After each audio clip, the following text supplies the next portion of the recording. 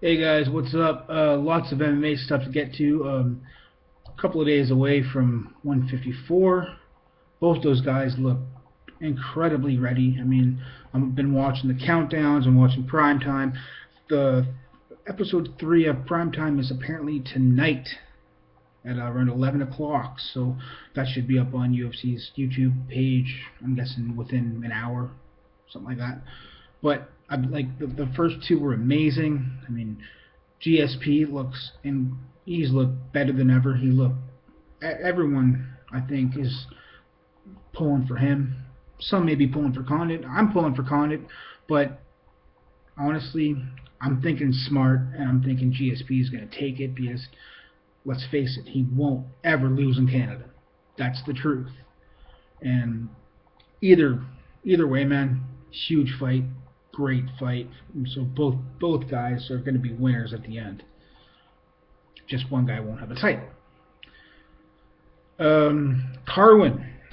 Carwin. Knee injury again. Gets pulled from the finale of Tough, so he has no. Basically, Nelson has no opponent anymore.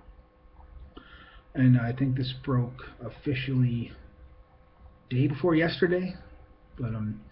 But yeah, I don't know what the hell's up with Carwin these days with injuries, but he just hasn't really got off the ground lately, especially with his last injury.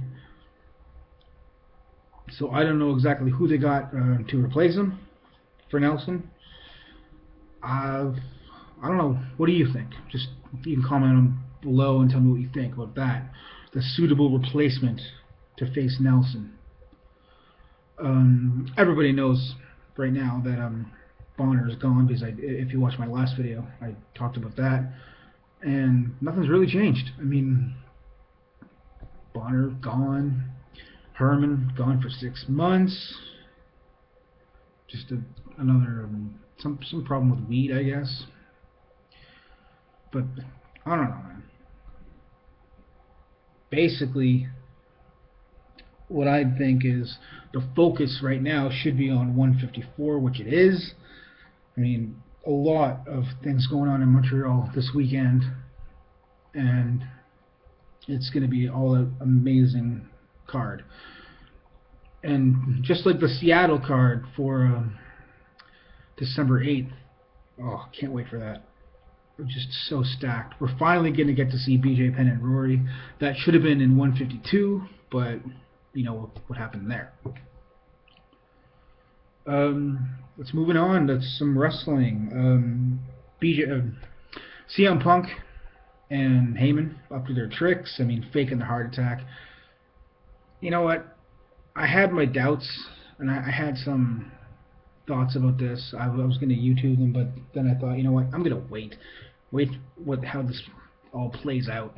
And well, waiting is the better thing because a lot of people were fucking pissed about how Heyman would do that. But let's just face it, guys. Heyman, Punk, they're both heels. They're paid to piss you off, and that's exactly what they did. I mean, some people loved it. Some people hated it. Well, majority hated it, but for the people who loved it, they're right. I mean, it was entertaining because they're heels. That's what they're paid to do. And a lot of I just read recently that Foley, Heyman, Punk, and Lawler pre-approved this thing. So this wasn't an ad lib deal, which I thought it was, because Punk being champ, of course, he can ad lib some of his promos, and I think some of his promos ad libbed are pretty much coming out as better than the ones that are written for him. But so yeah, like I said, all four of those guys pre-approved that, and so no one should be surprised now that they know this that it was done. I mean, Vince McMahon, that's how he thinks. That's like he wants to create that kind of madness and controversy, and he wants the fans to just really fucking hate Punk and hate Heyman. And oh man, the tweets they must have got. I mean, I tweeted Heyman saying, at first I was like, well, that must have been really hard to do because like you had to be good friends with Jerry, and I'm sure he is. And that was a very, very real heart attack that happened 2 months ago. And Jerry being back, and like all the Raws now are going to be back to, I think, normal, or what I call normal, because like JR was great for those 2 months filling in for Jerry, but those one-liners are back. I love those.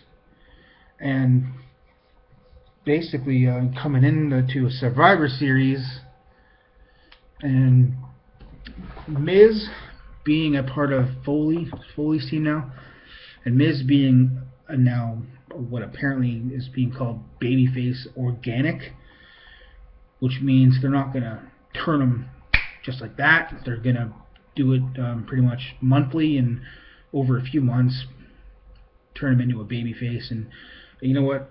I think that's the great idea, the great way to do it, because he's done everything he's wanted to ever do, I think, as a heel. And there's nothing left for him to do as a heel. So what do you got to do? You got to 180 and turn him babyface and see what happens. So apparently some great feuds for him coming up in 2013. I heard Cesaro thrown around, Del Rio, kind of, and a couple others. So whatever comes out of that is going to be some good business. Because and I really loved him on commentary those couple times that he's done it for Raw, and I think he does main event. I mean, in Canada there's no main event because there's no channel called all the Ion is just strictly in the States. So I don't know. I never watch main event. All I have to go off of are the little clips on WWE.com about that. And speaking of clips, the Fan Nation YouTube channel not being available in Canada is bullshit. I mean, yes, we get the see True Long Run story, which is amazing. Still, if I wouldn't get that, I would just seriously go nuts, because I'm a huge Ryder fan, as you all know. But getting the rest of the clips, I would love to see that, but you don't, because something about the being in the Canada, the country, and I don't know what the fuck they got against Canada. I mean, they had WrestleMania 6 here, WrestleMania 18 here. I mean, I went to 18, and luckily, and this is some great news that I got from a friend, I'm going to 29, so that is going to be insane. So you can definitely look for videos from 29 when I go there in New Jersey with a couple of friends. So that is what you have to look forward to, and this is pretty much